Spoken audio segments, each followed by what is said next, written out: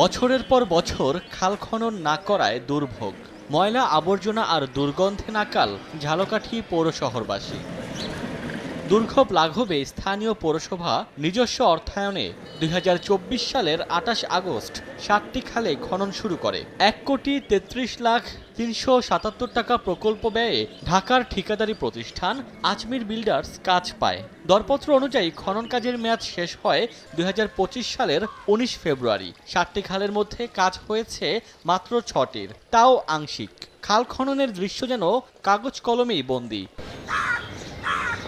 এলাকাবাসীর অভিযোগ, শহরের দু একটি খালে নামমাত্র খনন দেখিয়ে প্রকল্পের অর্থ লোপাট হয়েছে।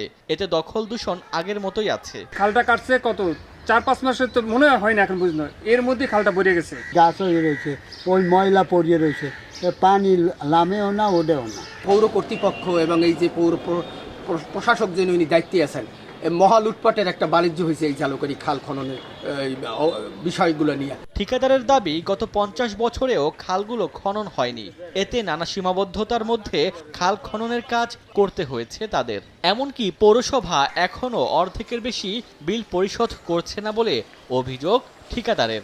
শহরের ভিতরে ময়লা খাল 50 বছর এই খাল কাটা হয়নি। এই খালগুলো কেটে দিতে ভরাট করা খালগুলা এরকম অবস্থায় কোনো জায়গায় আমাদের জীবনে কাজ করে নেই। তবে পৌর কর্তৃপক্ষ বলছে, ঠিকাদারি প্রতিষ্ঠানকে চিঠি দেওয়া হয়েছে, শিগগিরই খালগুলোর বাকি কাজ শেষ করা হবে। আমরা আশা করতে পারি যে আগামী বর্ষা মৌসুমের আগে আমরা এই খাল হস্তান্তর করে পৌরবাসীকে জলাবদ্ধতা থেকে মুক্তি করার চেষ্টা করব আর কি। ঝালকাঠি পৌরসভায় ৫০,০০০ বাসিন্দা রয়েছে, আর এই ৭টি খালের আশপাশে অন্তত ২০,০০০ মানুষের বসবাস। সময় সংবাদ, ঝালকাঠি।